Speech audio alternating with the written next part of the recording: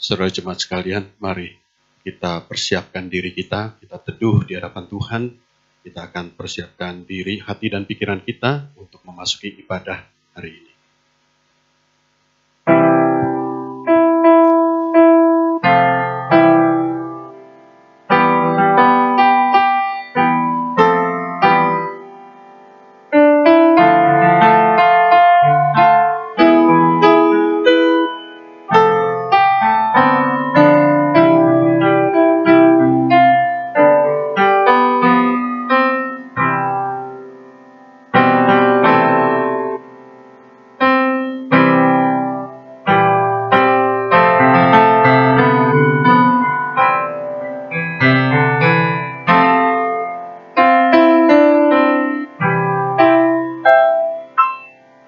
Mari kita memulai ibadah kita dengan mengakui bahwa pertolongan kita adalah di dalam Tuhan yang menjadikan langit dan bumi.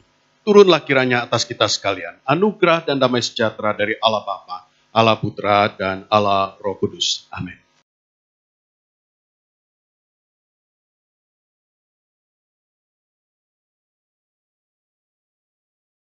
Aku mau bersyukur kepada Tuhan dengan segenap hatiku. Aku mau menceritakan segala perbuatan-Mu yang ajaib. Aku mau bersuka cita dan bersukaria karena Engkau, bermazmur bagi nama-Mu, ya Maha Tinggi. Mari jemaat Tuhan kita datang ke bait suci-Nya. Kita mau datang menyembah dan memuji Dia, Allah kita, Allah Tritunggal. Allah Bapa hadir dalam bait suci-Nya.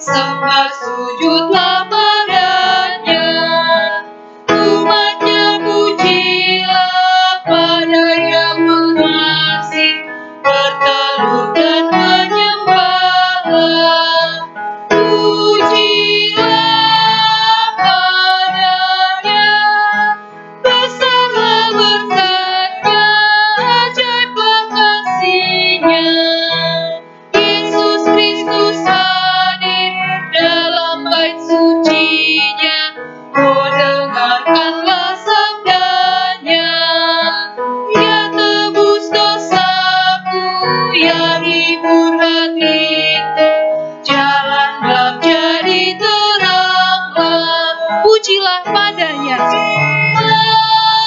Padanya, ku dibebaskannya, ku diselamatkannya. Musik saja.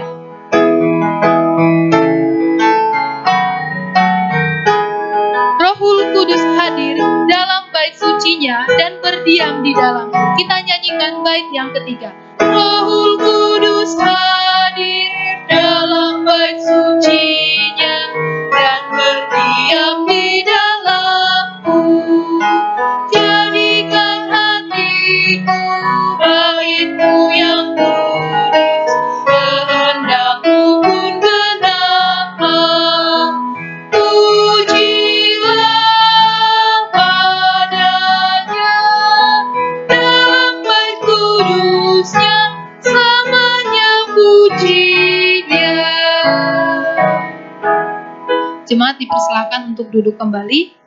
Kita akan membaca Alkitab kita dari 1 Tesalonika pasal yang pertama, ayat yang kedua sampai ke-6. Kita akan baca secara bertanggapan, dimulai oleh liturgis terlebih dahulu. Kami selalu mengucap syukur kepada Allah karena kamu semua dan menyebut kamu dalam doa kami. Sebab kami selalu mengingat pekerjaan iman-Mu, usaha kasih-Mu dan ketekunan pengharapan-Mu kepada Tuhan kita Yesus Kristus di hadapan Allah dan Bapa kita. Dan kami tahu, hai saudara-saudara yang dikasihi Allah, bahwa Ia telah memilih kamu, sebab Injil yang kami beritakan bukan disampaikan kepada kamu dengan kata-kata saja, tetapi juga dengan kekuatan oleh Roh Kudus dan dengan suatu kepastian yang kokoh, bersama-sama.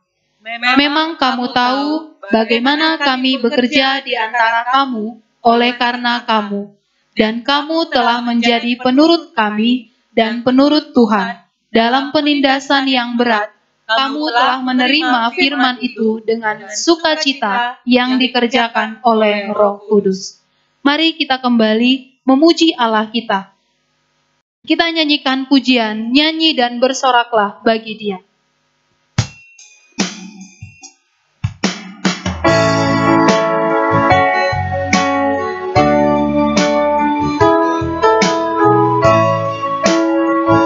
Mari kita memuji Allah kita yang menyelamatkan diri kita.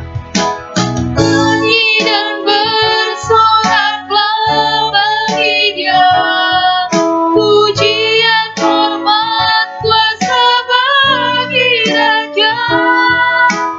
Gunung tunduk, laut bergelora, mendengar nama-Mu. Ku bersuka atas perbuatanku, selamanya ku kasihi Engkau Tuhan.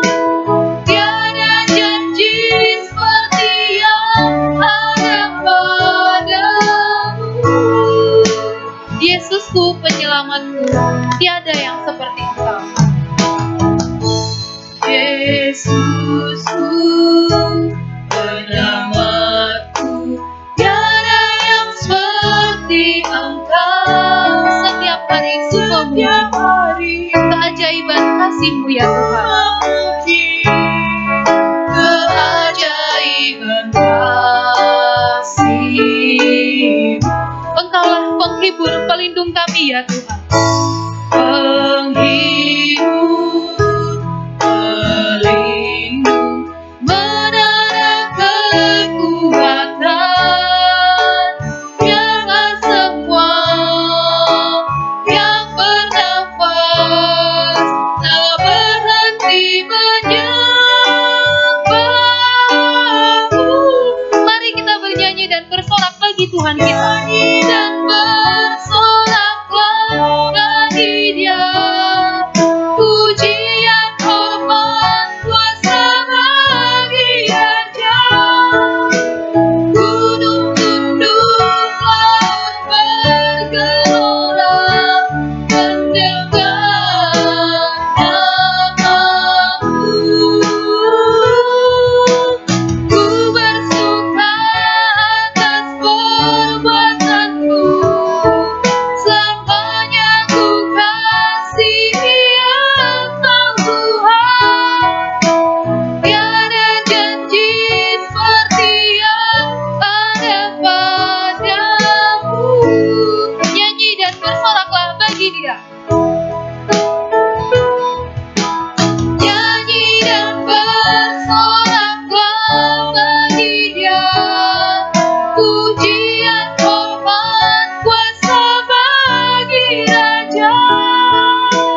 Gunung tunduk, laut bergelora, mendengar nama-Mu. Ku bersuka atas perbuatanmu. Atas perbuatanku, selamanya ku kasihi Engkau Tuhan.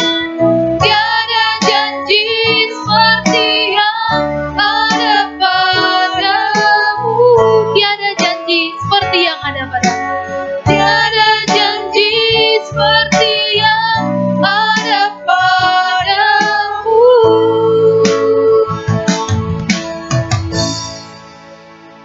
Bapak Ibu Saudara, saat ini kita datang di hadapan Tuhan. Kita dipanggil untuk boleh kita datang mengakui setiap dosa, kesalahan, kekurangan, keterbatasan kita. Kita sadar dalam 1 minggu yang telah kita lewati, banyak hal yang kita lakukan tidak berkenan di hadapan Tuhan. Untuk itu, Tuhan memanggil kita datang dalam segala keputusasaan yang kita alami. Ketika kita datang di hadapan Tuhan, ketika kita sujud di altarnya, maka Tuhan akan memberikan anugerah bagi kita. Untuk itu, mempersiapkan hati kita untuk mengakui segala dosa kesalahan kita di hadapan Tuhan. Mari kita menyanyikan pujian sujud di altarnya.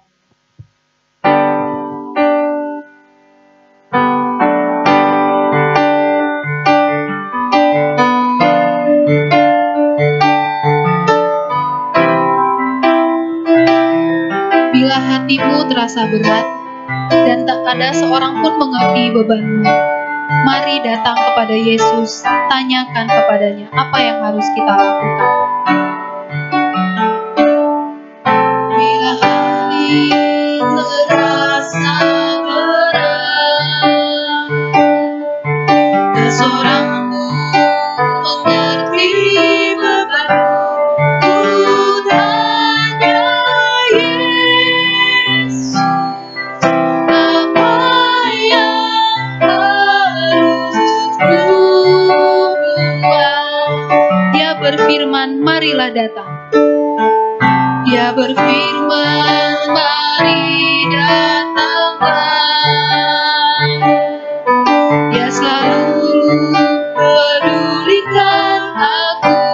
Ku datang Yesus, Dia pikul segala bebanku.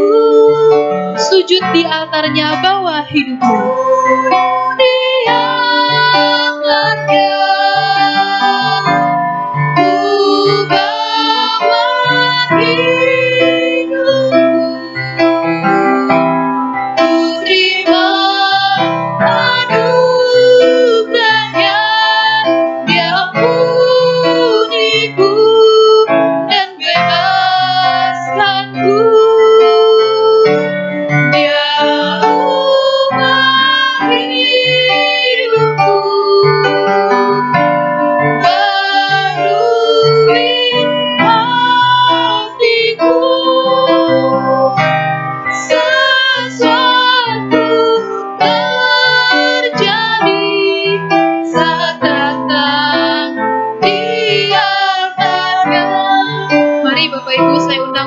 Berdiri, kita nyanyikan pujian ini dari awal. Bila hati terasa berat,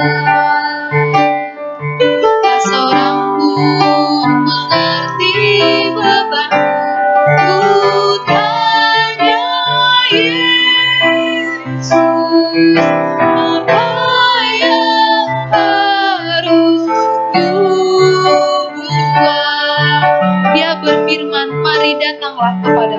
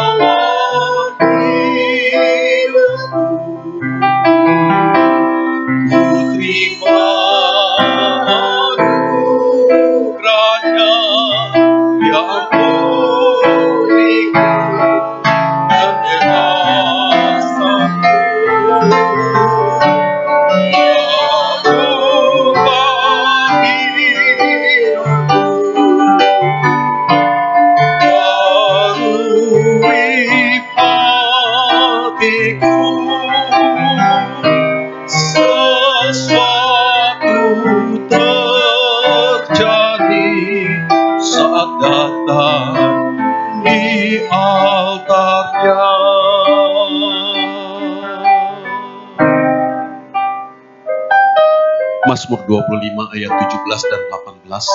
Lapangkanlah hatiku yang sesak dan keluarkanlah aku dari kesulitanku. Tiliklah sengsaraku dan kesukaranku dan ampunilah segala dosaku. Mari saudara sekalian, kita datang di hadirat Tuhan, kita mohon Tuhan mengampuni kita, menyucikan kita. Mari masing-masing pribadi berdoa.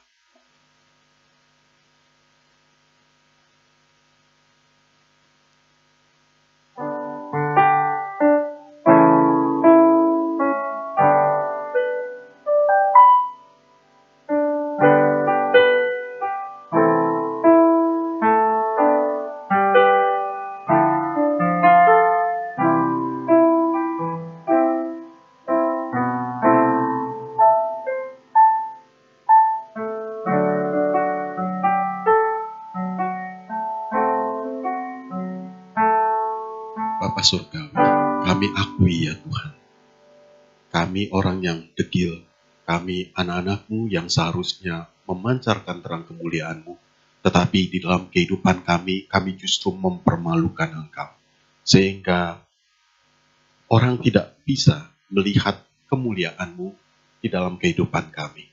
Tuhan, ampuni segala kesalahan kami ya Tuhan, ampuni kelalaian kami. Ampuni ketika kami lebih mementingkan diri kami sendiri. Kami hanya memikirkan kesulitan-kesulitan yang kami hadapi. Kami tidak bisa bersyukur, kami tidak bisa bersuka cita. Padahal seharusnya Tuhan, Engkau yang telah memberikan keselamatan, bahkan memberikan kami hidup yang sungguh-sungguh hidup. Seharusnya kami bersuka cita dan damai sejahtera melingkupi kami. Tetapi kami tidak dapat merasakannya karena kami lebih melihat pada kesulitan-kesulitan kami. Ampuni kami ya Tuhan, ampuni kami. Terima kasih Tuhan untuk pengampunan. Di dalam nama Yesus kami berdoa. Amin. Suci, suci, suci.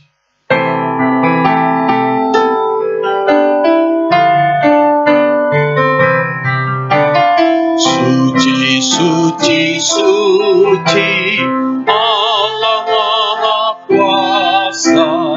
Kami hari ini memuji rahmat-Mu.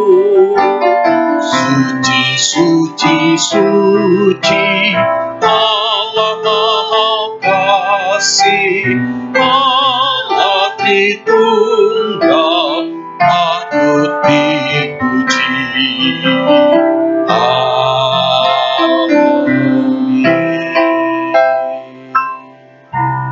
Saudara sekalian yang dikasihi Tuhan, dengarlah petunjuk hidup baru dari 2 Timotius 4 ayat 5. Tetapi kuasailah dirimu dalam segala hal, sabarlah menderita, lakukanlah pekerjaan pemberita Injil, dan tunaikanlah tugas pelayananmu. Saudara, mari kita bersama-sama dengan berdiri kita menyatakan pengakuan iman kita, pengakuan iman rasuli.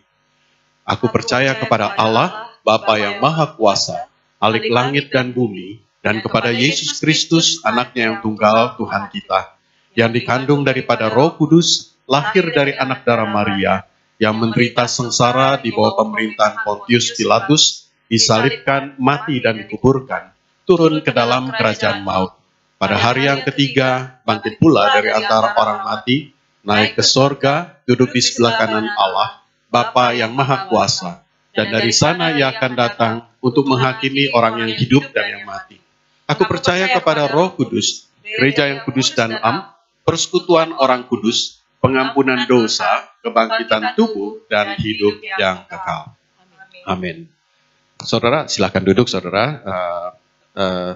Saya menyambut saudara-saudara jemaat sekalian, meskipun ada di rumah masing-masing, saudara ya, puji Tuhan, kita masih bisa bersama-sama beribadah ya melalui online streaming. Saya juga ingin menyambut saudara-saudara yang dari luar gereja kami, gereja GKY, yang mungkin saat ini juga berkesempatan mengikuti streaming ibadah GKY Pangkal Pinang ini. Kiranya Tuhan memberkati kita semua di dalam ibadah kita ini. Saudara, kebaktian doa yang akan datang tanggal 10 Juni, khotbah akan disampaikan oleh Lause Yusuf Triawan. Kemudian yang berulang tahun pada sepanjang minggu ini ada 2 orang yang sama-sama berulang tahun pada tanggal 3 Juni. Selamat ulang tahun kepada Saudara Amin Lim dan juga Saudari Desi Tamilah. Ya, Tuhan memberkati kedua saudara kita. Kiranya berkat Tuhan selalu melingkupi di dalam kehidupannya.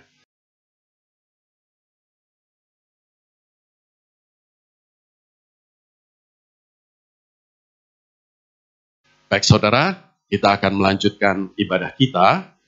Sebelum mendengarkan firman Tuhan, kita akan mempersiapkan hati dan pikiran kita. Mari kita akan nyanyikan, kirimlah terangmu.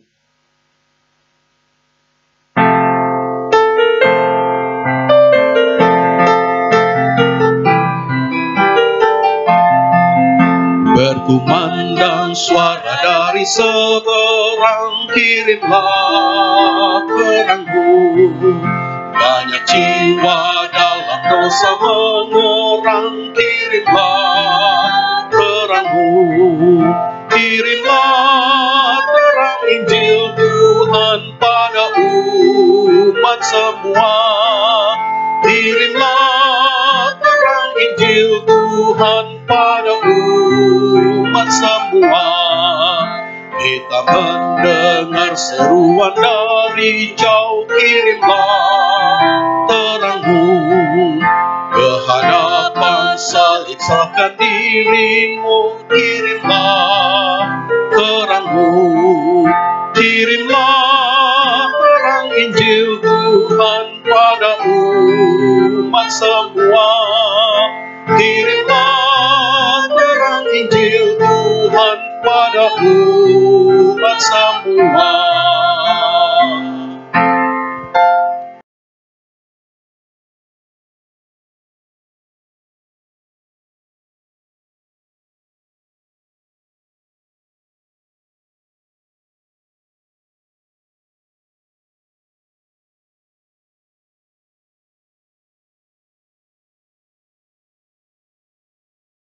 Bapak Ibu, Shalom, selamat hari Minggu. Kita bersyukur kalau hari ini Tuhan kasih kita kesempatan bukan hanya untuk bisa hidup, tapi boleh menikmati Tuhan di ibadah Minggu pada hari ini. Dan sebentar kita akan merenungkan firman Tuhan. Saya berharap kita semua boleh mengikutinya dengan baik dan boleh sama-sama bergumul untuk firman Tuhan yang kita akan dengar. Mari kita berdoa terlebih dahulu. Bapa kami dalam sorga, kami mau bersyukur buat hari ini. Kalau Tuhan masih memberikan kami kesehatan, kekuatan, bahkan kesempatan untuk kami boleh beribadah, duduk diam. Untuk sebentar kami akan mendengarkan firman Tuhan. Tuhan menolong jam pemberitaan firman Tuhan sebentar, dan kiranya Roh Kudus juga boleh membantu kami untuk mengerti, juga memberikan kekuatan untuk kami melakukan, supaya setiap firman ini boleh menjadi berkat bagi kami, terkhususnya juga boleh menjadi berkat bagi orang lain, dan hidup kami boleh menghantar orang untuk datang kepada Tuhan Yesus dan percaya kepadamu. Terima kasih Tuhan, kami serahkan waktu kami sebentar ke dalam tangan Tuhan.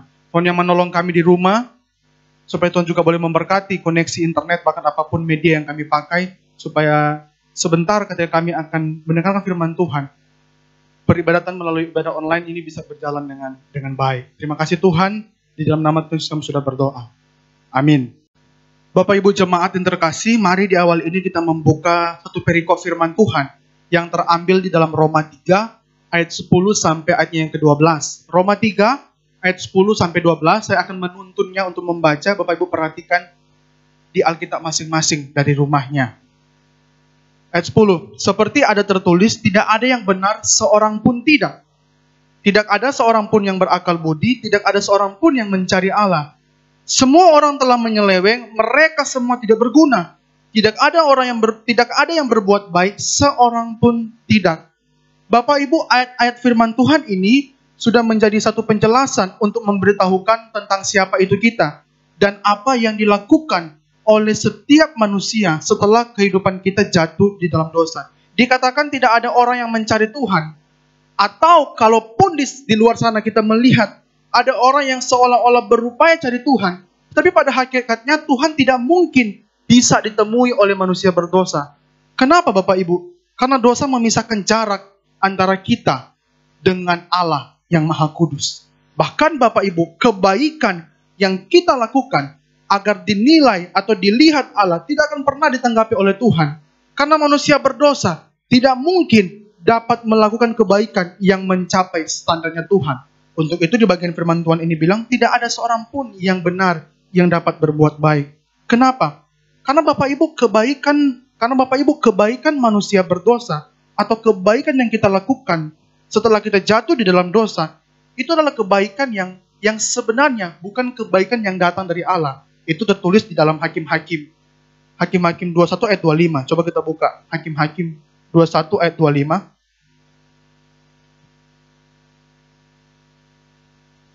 Saya membaca di penggalan kalimat terakhirnya saja. Ayat 25 bagian akhir. Setiap orang berbuat benar, berbuat apa yang benar menurut pandangannya sendiri. Ini penting sekali untuk kita perhatikan. Jadi Bapak Ibu, apa yang benar atau apa yang baik tidak lagi datang dari pandangan Tuhan, tetapi menjadi baik karena menurut kita baik. Dan kita harus ingat, pandangan kita tentang nilai dari kebaikan, tentang nilai dari sebuah kebaikan adalah pandangan yang sudah jatuh di dalam dosa. Sehingga ketika kita memberi pandangan atau akan melakukan kebaikan kita itu pun berasal dari diri kita yang sudah berdosa. Sehingga tidak ada kebaikan di dalam diri manusia yang betul-betul absolut yang datang dari Tuhan.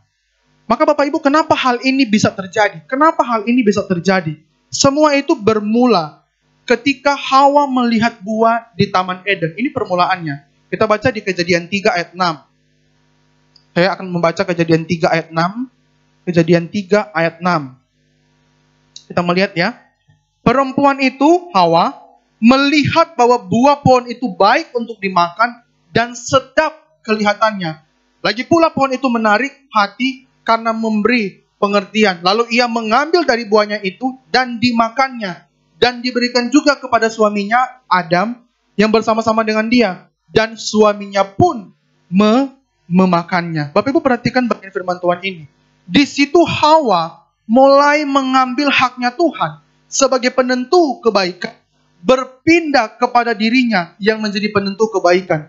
Hawa melihat buah pohon itu baik untuk dimakan, namun baik untuk dimakan di bagian itu bukan hasil dari pengamatan Hawa yang objektif, tetapi hasil dari pengamatan awal, tetapi hasil dari pengamatan dia yang sangat subjektif. Hawa menganggap itu baik dimakan, Hawa menganggap itu sedap kelihatannya, dan dia mengambil untuk makan. Itu tidak didasari oleh pandangan Allah. Semestinya Hawa harus menyertakan pandangan Allah, atau pandangan Allah semestinya harus menjadi titik tolak untuk Hawa berkata ini baik. Tetapi pada kenyataannya Hawa mengambil kesimpulan bahwa itu baik datang dari pandangan dia sendiri. Nah, ini yang kacau Bapak Ibu.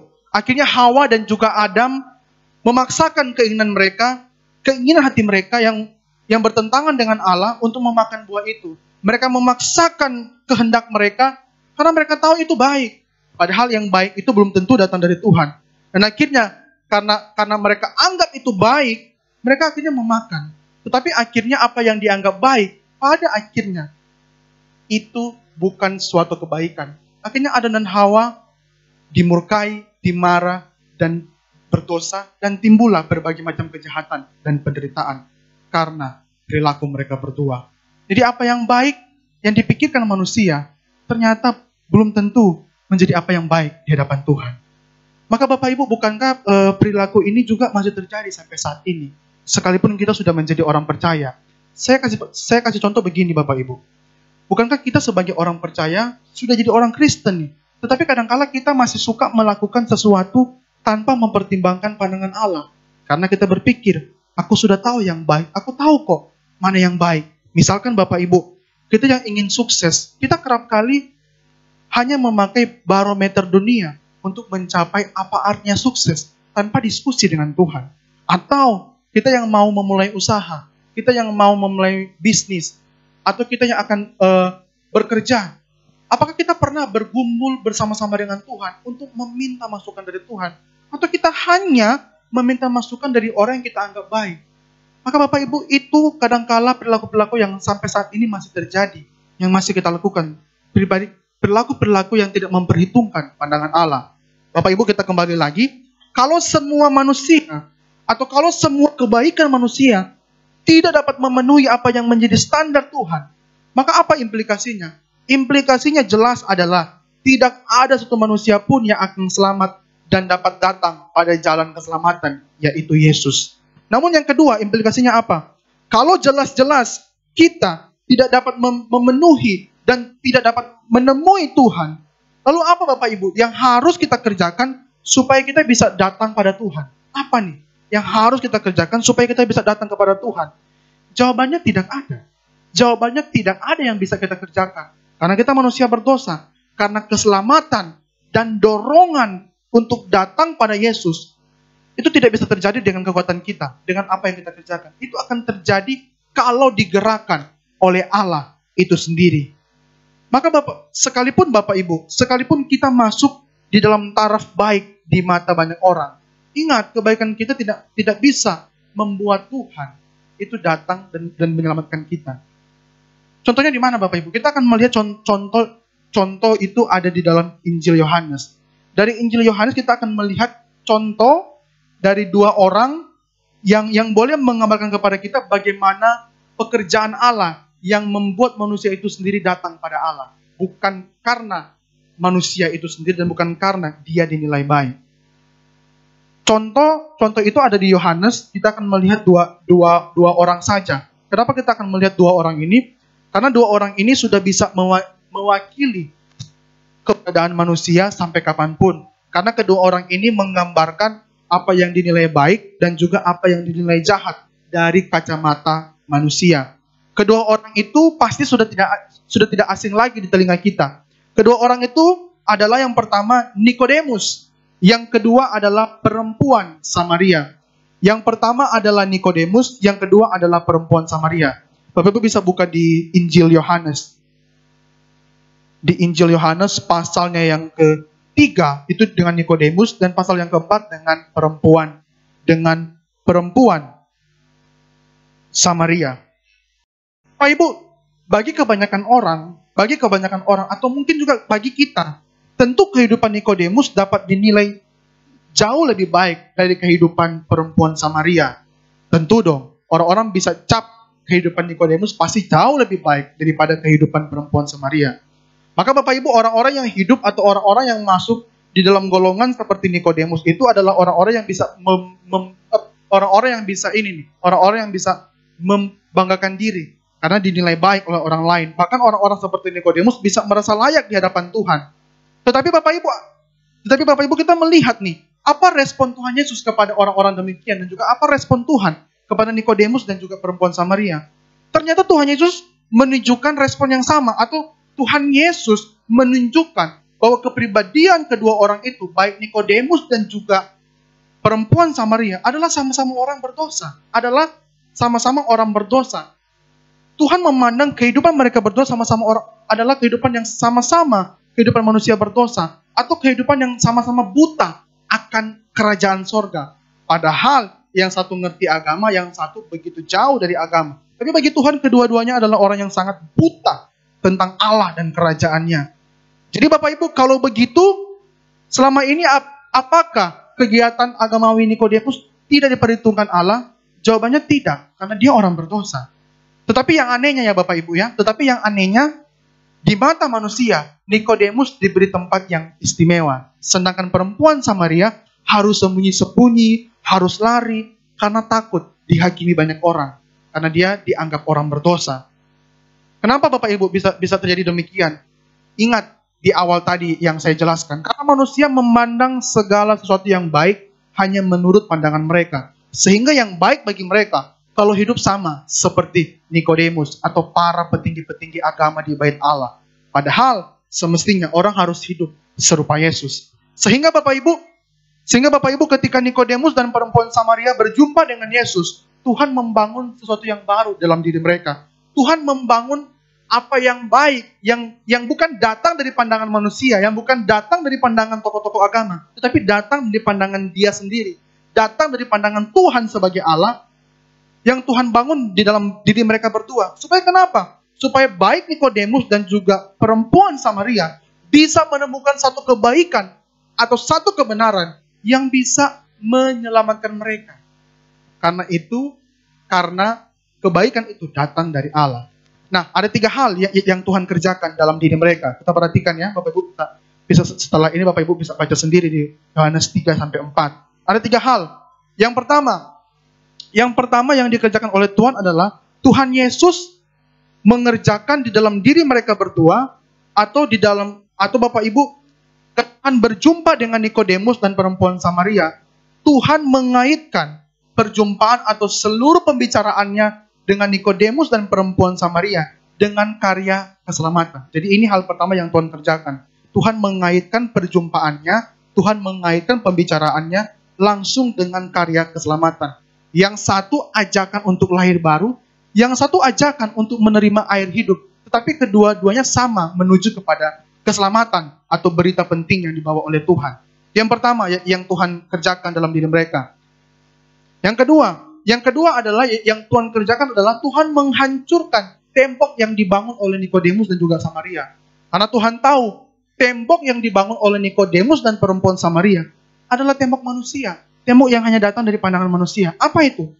Bapak Ibu bisa perhatikan ya, tembok dari Nikodemus adalah baju keagamaan dia. Baju keagamaan dia atau jabatan dia sebagai petinggi agama atau golongan dia sebagai orang Farisi itu adalah semua hal-hal duniawi yang dunia bangun yang tidak bisa mencapai Tuhan. Nah, itu dari sisi Nikodemus.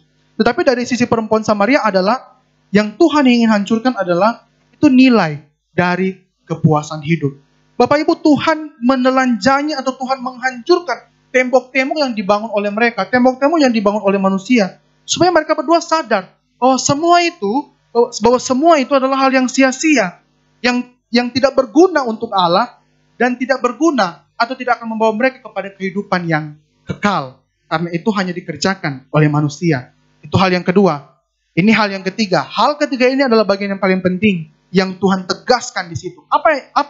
Apa itu? Adalah Tuhan menegaskan peranan Roh Kudus di dalam kehidupan Nikodemus dan juga perempuan Samaria. Jadi Tuhan Yesus mengaitkan peranan Roh Kudus yang berkaitan dengan kelahiran baru dan juga penyembahan hidup yang benar. Jadi Tuhan mengatakan, kamu akan bisa dilahirbarukan, kamu akan bisa menyembah kepada Allah yang benar kalau kamu dilahirbarukan dulu di dalam roh atau menyembah di dalam roh dan kebenaran. Pada bagian ini Tuhan menegaskan, sebelum kamu berjumpa atau sebelum kamu dapat menerima anugerah keselamatan, kamu terlebih dahulu harus dilahirbarukan di dalam roh. Maka Bapak Ibu, di bagian ini Tuhan menegaskan peranan Roh Kudus yang begitu penting. Kenapa Bapak Ibu? Karena tanpa Roh Kudus, Nikodemus dan perempuan Samaria itu tidak bisa datang pada Yesus yang menjadi penebus dosa manusia. Kenapa Bapak Ibu tidak bisa? Kita perhatikan sisi kehidupan Nikodemus dan juga perempuan Samaria. Kenapa tidak bisa? Bapak Ibu kenapa tidak bisa? Karena begini alasannya. Kalau kita melihat sisi kehidupan Nikodemus, itu ada banyak orang sebenarnya yang hidup sama seperti Nikodemus, yang sudah mapan dengan ilmu agamanya, atau yang sudah oke dengan ajarannya atau dengan Taurat yang dia punya, sehingga dia sudah begitu benar. Dan juga selain dia sudah mapan dengan pengajarannya dia dan sudah merasa oke, Nikodemus juga adalah orang yang notabene-nya adalah datang dari kalangan garis keras, adalah datang dari kalangan garis keras, yaitu datang dari golongan Farisi yang jelas-jelas menentang Yesus. Kita bisa lihat ya, kehidupan Nikodemus sudah mapan dengan ilmu agama, sudah menguasai Taurat, juga datang dari golongan Farisi, bahkan juga datang dari golongan Farisi yang betul-betul menolak Yesus. Tetapi kenapa pada waktu itu kita melihat ada hal yang berbeda dari Nikodemus yang membedakan dia dengan orang-orang Farisi lainnya? Dia mau datang di malam itu, mau datang kepada Tuhan Yesus, dan dia mengakui Yesus sebagai pribadi yang bukan sembarangan. Dia mau datang pada Tuhan Yesus, mau berdiskusi, mau tanya, bahkan bukan cuma mau datang, tapi dia mengakui Yesus, bahwa pribadi Yesus itu bukan pribadi yang sembarangan. Bapak Ibu, ini kalau bukan Roh Kudus yang bekerja, kalau bukan Roh Kudus yang bekerja seperti apa yang dikatakan Tuhan Yesus kepada Nikodemus, maka Nikodemus tidak akan mungkin sampai kepada Yesus. Kenapa? Karena dia orang yang sudah baik sebenarnya. Dia orang yang sudah mengerti agama. Bahkan dia orang yang sebenarnya seharusnya harus membenci Yesus. Karena golongan dia benci sama Tuhan. Tapi kenapa Nikodemus bisa demikian? Itu karena Roh Kudus. Dan Bapak Ibu, pengakuan juga dari Nikodemus kepada Tuhan Itu kalau bukan datang dari Roh Kudus, Nikodemus tidak bisa mengakui siapa itu Yesus. Kita bisa baca di Matius 10 ayat 20. Kita buka ya, di Matius 10 ayat yang ke-20. Saya bacakan. Karena bukan kamu yang berkata-kata, melainkan roh Bapamu, itu Roh Kudus. Dia yang akan berkata-kata di dalam kamu. Jadi seluruh yang Nikodemus lakukan, baik pengakuan dia, itu kalau bukan datang dari Roh Kudus yang bekerja terlebih dahulu, tidak akan mungkin Nikodemus datang dan menghampiri Tuhan itu sendiri. Sebaliknya Bapak Ibu, sebaliknya, orang kayak perempuan Samaria, orang yang datang dari kalangan bawah pun sebenarnya itu menolak Tuhan Yesus. Baik orang tinggi, baik pemimpin agama, dan juga orang yang datang seperti perempuan Samaria dari kalangan bawah, sebenarnya adalah sama-sama orang yang menolak Tuhan Yesus. Coba kita baca di Yohanes 7 ayat 41. Kita buka ya, Yohanes 7 ayat 41. Yohanes 7 ayat 41, saya akan bacakan. Yang lain berkata, iya, ini Mesias. Tetapi yang lain berkata, bukan, Mesias tidak datang dari Galilea. Ini penolakan orang-orang yang biasa. Maka Bapak Ibu, itu sebabnya Tuhan Yesus pernah mengakui atau berkata di Yohanes 1 ayat 11. Coba kita lihat ya, apa yang Tuhan bilang. Ia datang kepada milik kepunyaannya, tetapi orang-orang kepunyaannya itu tidak menerimanya. Jelas Bapak Ibu, baik orang yang penting seperti Nikodemus dan juga orang yang rendahan seperti perempuan Samaria, atau siapapun itu pada bagian itu, atau yang hidup di zaman itu, sebenarnya orang-orang yang juga menolak atau tidak percaya akan kemesiasan dari Tuhan Yesus. Tetapi pada bagian ini, secara khusus perempuan Samaria, konteksnya berbeda. Pada waktu itu perempuan Samaria memang sama sekali tidak kenal Tuhan Yesus. Tetapi, kalau kita baca di Yohanes 4, perempuan Samaria itu sebenarnya bisa saja menolak Tuhan pada waktu itu. Atau lari dari Tuhan, atau menolak Tuhan untuk datang. Atau dia bisa saja takut datang kepada Tuhan. Karena di perikop di Yohanes 4, kita bisa melihat perempuan Samaria kenal bahwa itu lelaki Yahudi. Kenal, tahu itu lelaki Yahudi yang datang, yang minta minum. Dan kita tahu Bapak Ibu, dan perempuan Samaria juga tahu bagaimana perlakuan kasar orang Yahudi kepada orang Samaria. Jadi sebenarnya perempuan Samaria pun bisa lari, bisa menolak Tuhan, bahkan dia bisa takut datang kepada Tuhan. Tetapi kenapa semua itu tidak terjadi? Perempuan Samaria tidak merasa adanya ancaman, tetapi dia malah terlibat dengan Tuhan Yesus di dalam percakapan yang begitu indah. Kenapa Bapak Ibu? Itu semua, sekali lagi, kalau bukan karena pekerjaan Roh Kudus, tidak akan pernah terjadi di hidup mereka berdua. Karena pertanyaan paling penting, dari mana sih kita tahu ada peran Roh Kudus dalam karya, dalam kehidupan kedua orang ini yang menghantar mereka untuk datang pada Tuhan Yesus? Jawabannya simpel Bapak Ibu. Dari perkataan Tuhan Yesus kepada Nikodemus dan perempuan Samaria di dalam Yohanes 3 sampai Yohanes pasal yang keempat. Di situ Tuhan Yesus sendiri yang memperkenalkan Roh Kudus dan karyanya kepada Nikodemus dan juga kepada perempuan Samaria. Tuhan menegaskan betapa pentingnya Roh Kudus itu untuk memulihkan mereka, untuk datang dan mendapatkan keselamatan daripada Yesus. Tuhan sendiri yang menegaskan. Maka Bapak Ibu, saya begitu yakin kenapa Tuhan Yesus perlu tegaskan ini. Saya begitu yakin kenapa Tuhan perlu tegaskan ini. Kenapa sih Bapak Ibu Tuhan perlu tegaskan bagian ini kepada mereka berdua? Supaya baik Nikodemus dan juga perempuan Samaria jadi sadar bahwa di dalam karya keselamatan atau di dalam iman yang benar, setiap orang perlu kenal cara khusus pada bagian itu, mengenal Roh Kudus yang akan menghantar orang pada Tuhan Yesus. Jadi Yesus ingin membangun satu kebenaran yang utuh di dalam kehidupan perempuan Samaria dan juga kehidupan Nikodemus. Supaya kenapa? Supaya mereka tidak salah memahami Allah di dalam relasi ketritunggalan.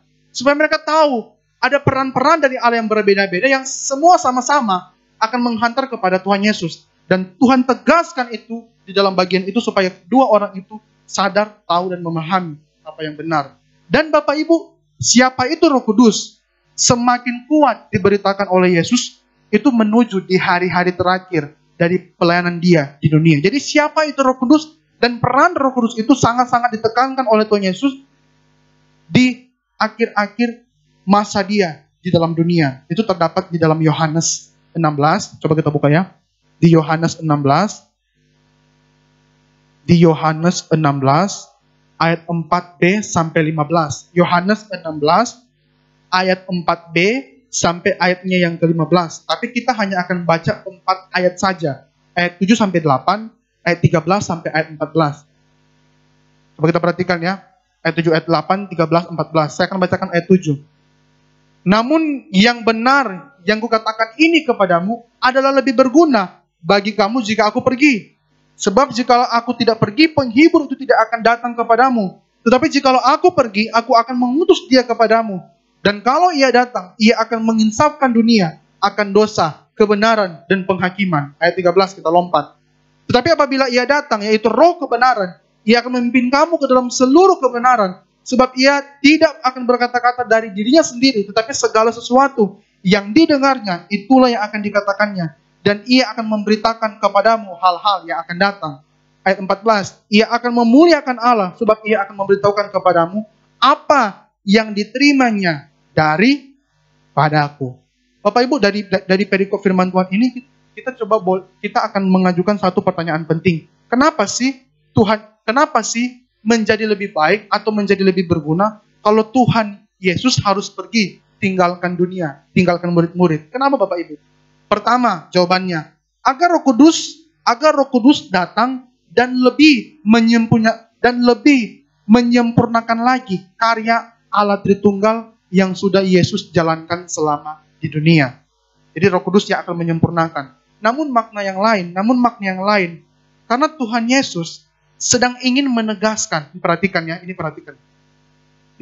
bagian yang paling penting, karena Tuhan Yesus ingin menegaskan betapa kehadiran Roh Kudus itu sangat-sangat penting dalam kehidupan manusia. Kenapa? Karena ada peran dari Roh Kudus yang khusus, yang menjadi bagian dari pekerjaan Roh Kudus, yang tidak mungkin atau tidak menjadi bagian dari pekerjaannya Tuhan Yesus. Jadi perhatikan ya, kenapa sih perlu datang? Kenapa perlu ada? Karena ada peran khusus dari pekerjaan Roh Kudus yang tidak menjadi bagian dari pekerjaannya Tuhan Yesus, sehingga Roh Kudus perlu datang. Apa pekerjaan itu? Apa karyanya? Itu ada di ayat yang ke-8. Apa sih di ayat yang ke-8? Dan kalau ia datang, ia akan menginsafkan dunia akan dosa.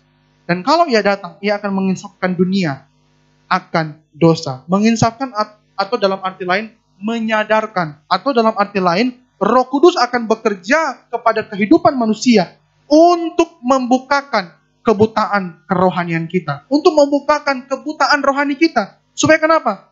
Supaya waktu kita sadar akan kebutaan rohani kita, kita sadar akan keberadaan diri kita yang berdosa, yang semestinya memerlukan Tuhan, maka kita akhirnya akan dibawa oleh Roh Kudus itu sendiri juga untuk datang kepada Juru Selamat. Jadi Bapak Ibu, saya akan ulangi sekali lagi.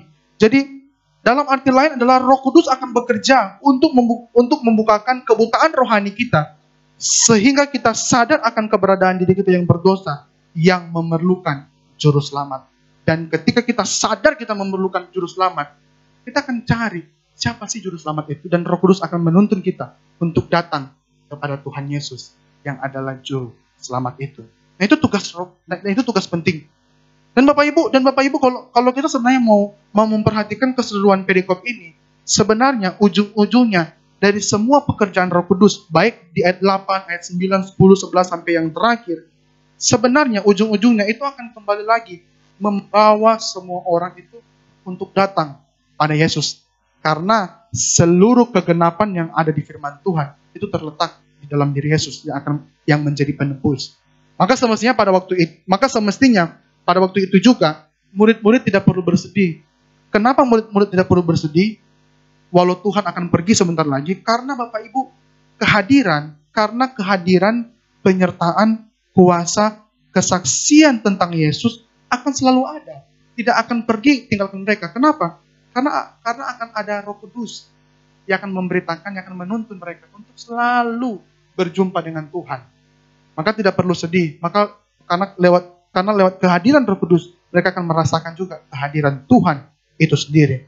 Dan terakhir, kenapa Tuhan Yesus harus pergi dan mengutus Roh Kudus? Jawabannya Bapak Ibu kita perlu ingat tentang siapa dulu itu Tuhan Yesus. Tuhan Yesus itu memang Tuhan, memang Allah. Tetapi pada waktu dia datang ke dalam dunia, datang untuk melayani manusia pada waktu itu, Tuhan datang, memang dia Allah. Tapi dia datang di dalam wujud manusia, datang di dalam kemanusiaan. Sehingga Bapak Ibu, Tuhan Yesus pun itu akhirnya harus dibatasi oleh kemanusiaan, dibatasi oleh diri manusia, dibatasi oleh ruang dan juga waktu. Dibatasi oleh ruang dan juga waktu. Maka dengan kedatangan Allah Roh Kudus yang tidak hadir dalam bentuk fisik seperti Tuhan Yesus, yang datang sebagai roh, karena Allah adalah roh, maka Roh Kudus itu bisa hadir tanpa dibatasi oleh ruang. Sehingga pekerjaan penebusan Kristus itu dapat terlaksana di seluruh dunia tanpa dibatasi oleh bentuk fisik. Itu yang juga yang menjadi bagian penting. Dan Bapak Ibu kita bisa melihat karena kehadiran Roh Kudus yang akhirnya tidak dibatasi oleh ruang, itu kita bisa melihat dia akhirnya bawa banyak orang kepada Tuhan Yesus melalui pelayanan para rasul yang begitu besar, yang tidak hanya berfokus di dalam satu daerah saja. Dan Bapak Ibu sampai saat ini, bukankah kehadiran Roh Kudus begitu amat terasa untuk membawa kesaksian tentang Yesus yang tidak hanya dibatasi di satu negara, tapi semua orang sampai kita di Indonesia bisa merasakan bagaimana Roh Kudus bekerja. Itu karena pribadi dia yang datang di dalam bentuk roh untuk hadir menyertai kita semua tanpa dibatasi atau tanpa dikekang untuk bekerja hanya di dalam satu pribadi saja. Maka Bapak Ibu kita bersyukur buat kehadirannya. Nah, saya juga pada bagian ini akan mengajak Bapak Ibu untuk melihat penekanan penting juga pada diri Roh Kudus yang sangat berkaitan dengan karyanya dia untuk membuat manusia datang kepada Tuhan, selamatkan.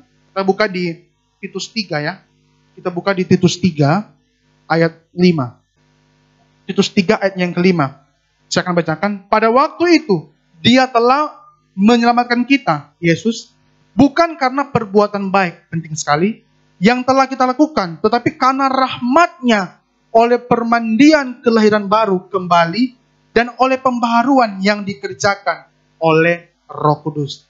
Penekanan penting sebenarnya ada di bagian paling akhir. Oleh karena Roh Kudus mengerjakan pembaharuan dan permandian kelahiran baru bagi kita, sehingga kita bisa diselamatkan oleh Tuhan, itu bukan pekerjaan kita sendiri, tapi Roh Kudus yang bekerja. Bukan karena perbuatan baik, tapi sekali lagi di Titus mengatakan, karena pekerjaan Roh Kudus, kita bisa datang dan menikmati keselamatan dari Tuhan Yesus. Untuk itulah Bapak Ibu, Tuhan Yesus selalu serius memberitakan dan menekankan dan memperkenalkan di akhir-akhir pelayanan dia tentang siapa yang akan datang. Siapa yang akan datang itu begitu penting, akan mendorong, karena dia akan mendorong orang untuk datang kepada Tuhan. Dan Bapak Ibu, keseriusan juga untuk mengenalkan orang pada Roh Kudus itu ada di dalam seluruh pelayanan misi dari para murid Tuhan Yesus dan juga Rasul Paulus.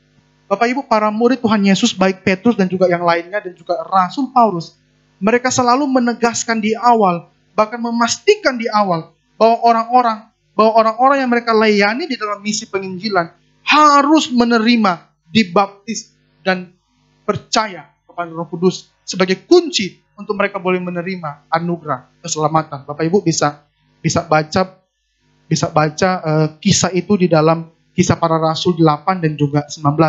Di situ mereka menegaskan pentingnya Roh Kudus. Karena tanpa Roh Kudus tidak mungkin orang yang mereka layani itu dapat datang dan percaya kepada Tuhan Yesus. Saya ulang sekali lagi, bisa baca di Kisah Para Rasul 8 dan juga Kisah Para Rasul 19. Bahkan Bapak Ibu, contoh yang lain.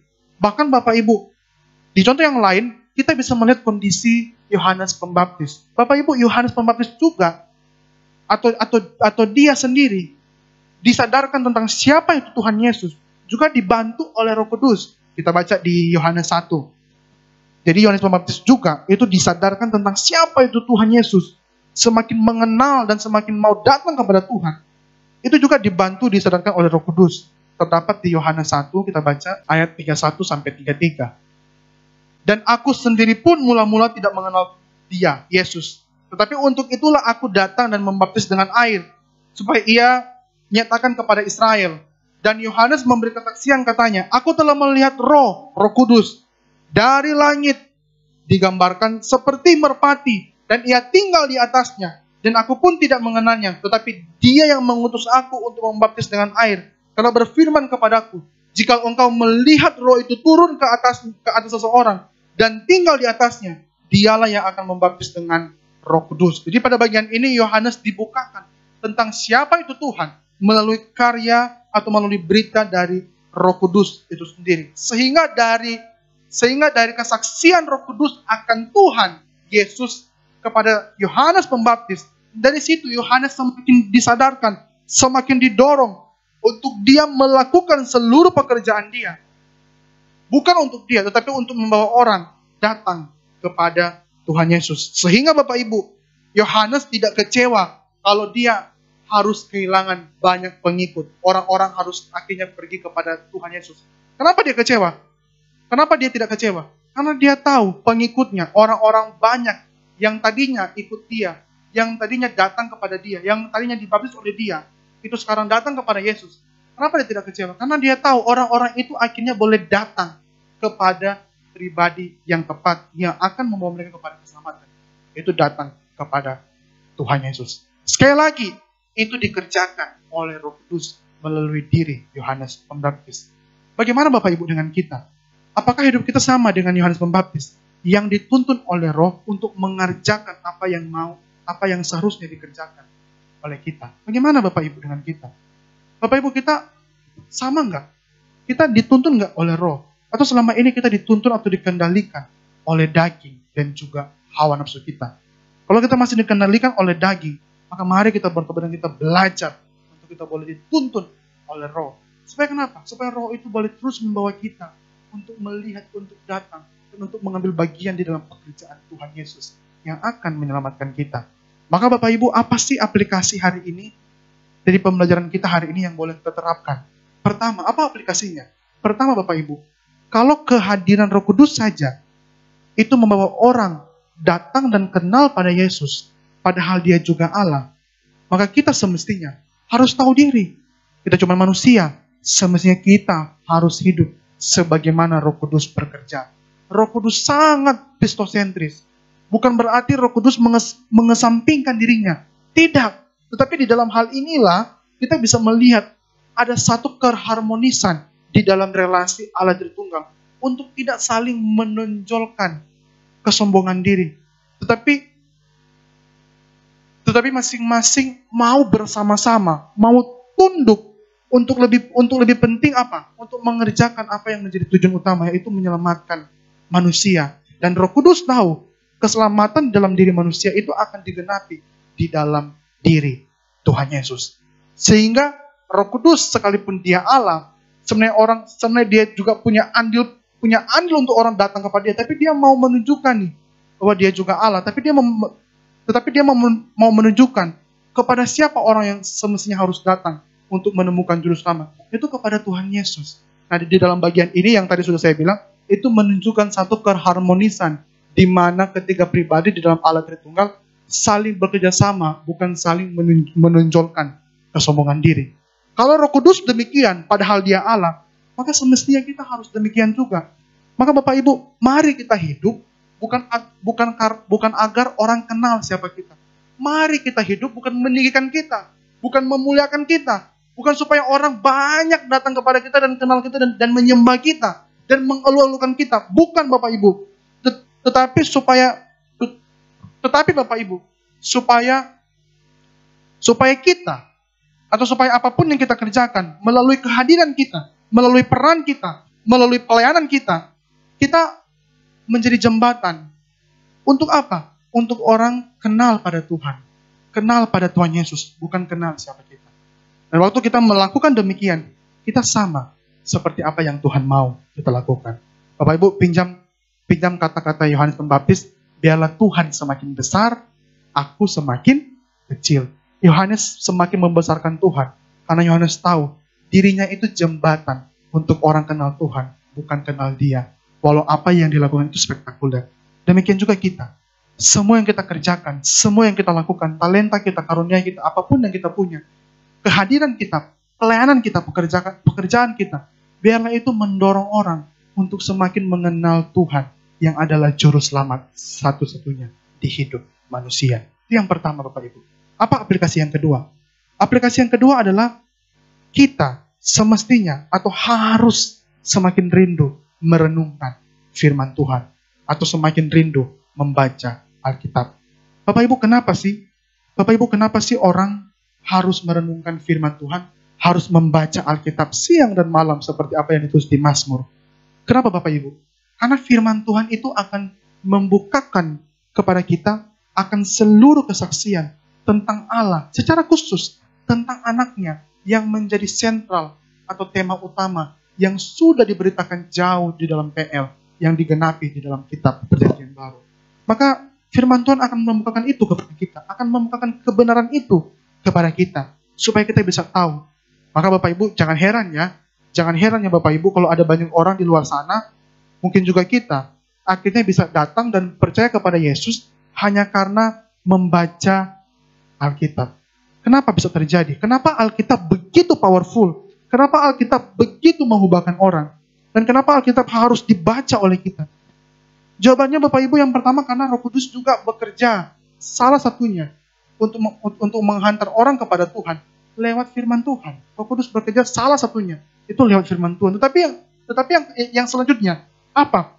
Karena firman Tuhan, karena Alkitab itu bukan hanya buku biasa, bukan hanya tulisan manusia semata, tetapi Alkitab itu adalah firman Allah. Alkitab itu adalah firman Allah. Karena Allah sendiri yang bekerja melalui Roh Kudus. Ini penting sekali ya. Karena Alkitab itu adalah firman Allah.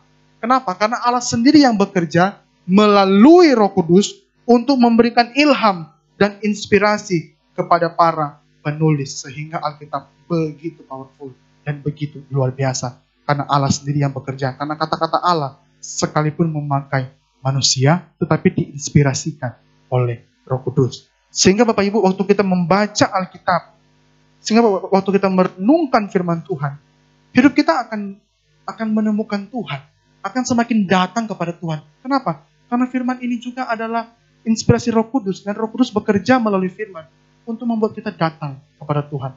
Maka mari semakin hari semakin rindu membaca firman Tuhan. Bapak Ibu, di akhir ini saya mengajak setiap kita untuk boleh menguji diri kita masing-masing. Saya mengajak setiap kita untuk menguji diri kita masing-masing. Apa ujiannya, Bapak Ibu? Atau apa yang perlu kita selidiki dan kita tanya dalam diri kita? Demikian. Kalau Bapak Ibu selama ini, kita perlu refleksi melalui hal ini. Kalau Bapak Ibu selama ini kita malas baca Alkitab, kalau selama ini kita malas baca Alkitab, kita tidak punya kerinduan yang besar untuk merenungkan firman Tuhan, bahkan kita tidak memiliki pengertian, pengenalan kepada firman yang utuh, tetapi kita merasa hidup kita sudah baik-baik saja, orang juga anggap kita baik, atau kita juga berpikir, aku ini sudah baik kok, dan aku tahu apa yang baik. Bapak Ibu, jangan-jangan itu sebenarnya hanya persepsi atau pandangan yang coba kita bangun dari pandangan kita sendiri. Karena Bapak Ibu, bagaimana mungkin kita bisa tahu ini baik, kita bisa tahu apa yang aku lakukan ini baik, sesuai dengan kehendak Tuhan, kalau kita tidak pernah atau rindu dan merenungkan firman Tuhan. Bagaimana mungkin Bapak Ibu? Bagaimana mungkin kita yang malas baca Alkitab, tapi kita merasa aku sudah baik, orang anggap aku baik, aku tahu apa yang aku lakukan baik, dan aku tahu apa yang Tuhan pengen aku lakukan. Tidak mungkin Bapak Ibu. Tidak mungkin kalau kita malas merenungkan firman Tuhan, tapi kita berpikir semua yang kita kerjakan itu baik. Maka itu jangan-jangan adalah hanya persepsi atau pandangan yang kita bangun dari pengertian kita sendiri. Maka Bapak Ibu, mari kita berhenti Bapak Ibu. Mari kita berhenti untuk hidup hanya dari pandangan kita sendiri. Mari kita berhenti untuk hidup hanya dari pandangan kita sendiri. Kenapa Bapak Ibu? Karena kebaikan kita, pandangan manusia tidak akan mampu, kebaikan kita tidak akan mampu menghantar kita untuk datang kepada Tuhan, seperti apa yang sudah saya jelaskan di awal. Tetapi melalui Roh Kudus, melalui firman-Nya, itu yang akan mampu menghantar kita untuk datang kepada Tuhan. Secara khusus, saat ini melalui firman Tuhan. Kenapa harus melalui firman Tuhan? Karena kata-kata dalam firman Tuhan itu, kata-kata yang sudah diilhamkan dan sudah diinspirasikan di dalam Roh Kudus untuk bisa bekerja di dalam kehidupan manusia berdosa. Maka mari Bapak Ibu kita boleh hidup dipimpin oleh Roh dan boleh melakukan kebenaran firman Tuhan hari ini. Amin. Mari kita berdoa. Bapa kami yang di surga, hamba sudah selesai berbicara, tapi hamba percaya firman Tuhan tidak akan kembali dengan sia-sia. Tapi Roh Kudus akan bekerja, menggelisahkan, membantu juga untuk mengingatkan kami untuk bisa melakukan firman Tuhan dengan baik dan dengan taat, supaya nama Tuhan dimuliakan dan juga orang-orang boleh datang melihat bahwa diri kami adalah diri orang yang betul-betul dipenuhi oleh Roh, dituntun dan dipimpin oleh Roh Kudus, karena kami mengerjakan apa yang Tuhan kehendaki. Terima kasih Tuhan, kami menyerahkan waktu kami, waktu ibadah kami ke depan ke dalam tangan Tuhan. Di dalam nama Tuhan Yesus kami sudah berdoa. Amin.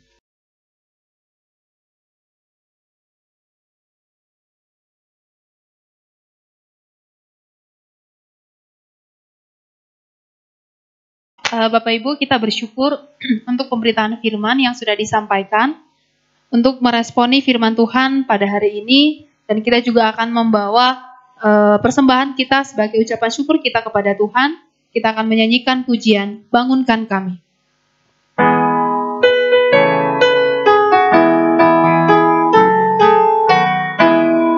Pujilah Allah, demikian kasih-Nya yang mengutus anaknya tebus dosamu. Haleluya, puji Tuhan. Haleluya, amin. Haleluya, puji Tuhan. Bangunkan kami. Pujilah Allah, Roh Sang Penghibur. Roh Sang Penghibur yang mengantar jiwaku kepada Kristus. Haleluya, puji Tuhan. Haleluya, amin. Haleluya, puji Tuhan. Bangunkan kami. Musik saja. Bangunkan kami dengan kasih-Mu, dengan api Roh Kudus. Mari kita nyanyikan baitnya yang keempat. Bangunkan kami dengan kasih-Mu, dengan api Roh Kudus bakar hatiku. Haleluya, puji Tuhan. Haleluya, amin. Haleluya, puji Tuhan. Bangunkan kami. Mari kita bersatu dalam doa. Allah Bapa yang bertata dalam kerajaan surga, kami bersyukur ya Tuhan untuk kesempatan pada hari ini kami boleh beribadah kepadamu. Terima kasih Tuhan untuk firman-Mu yang telah disampaikan oleh hamba-Mu kepada kami. Biarlah kiranya firman-Mu boleh benar-benar hidup dalam hidup kami Tuhan dan berbuah supaya kiranya orang boleh melihat Kristus di dalam diri kami. Ya Tuhan, kami juga bersyukur untuk persembahan yang boleh kami kumpulkan. Kiranya Tuhan berkenan atas persembahan kami, dan kiranya Tuhan menerima, dan biarlah Tuhan juga boleh pakai persembahan ini untuk menjadi berkat dan membawa kemuliaan bagi nama Tuhan. Terima kasih ya Tuhan, di dalam nama anak-Mu, Tuhan Yesus Kristus, kami berdoa. Amin.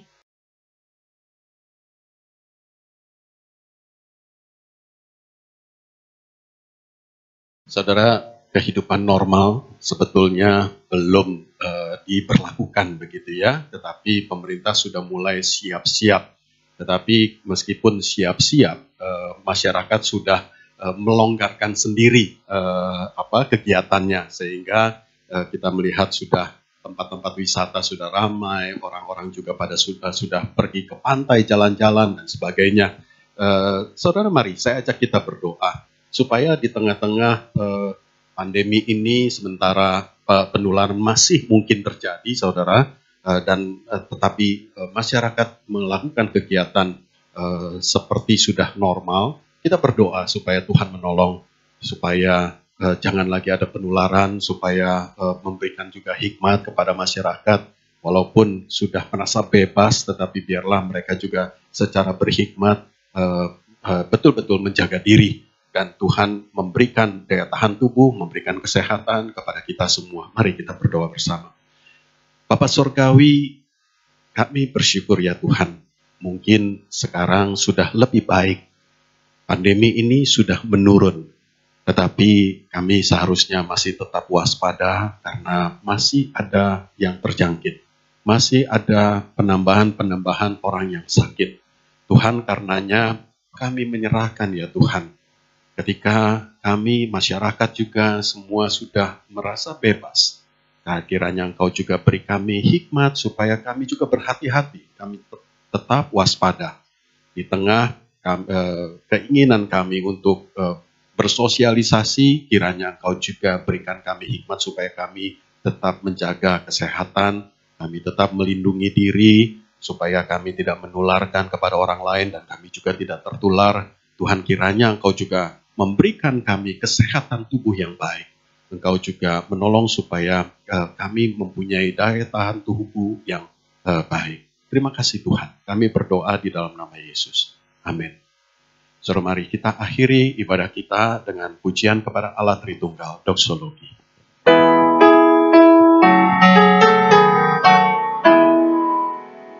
Puji Allah Bapa Putra, puji Allah Roh Kudus, ketiganya yang esa, pohon selama sumber berkah. Amin. Saudara sekalian, mari arahkan hati dan pikiran kita kepada Tuhan. Kita akan menerima berkat Tuhan. Kiranya kasih yang penuh rahmat dari Allah Bapa di dalam persekutuan dengan Tuhan kita, Yesus Kristus, dan di dalam persekutuannya juga dengan Roh Kudus, senantiasa memberkati kita, melingkupi kita dengan penyertaannya, kekuatan, dan memberikan kita kelegaan di tengah-tengah kesesakan. Mulai sekarang sampai selama-lamanya. Amin. Amin.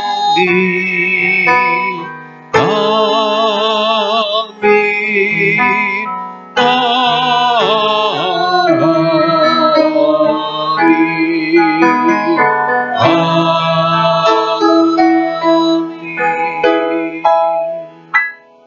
Silakan saat teduh saudara sekalian. Kebaktian kita selesai. Tuhan memberkati.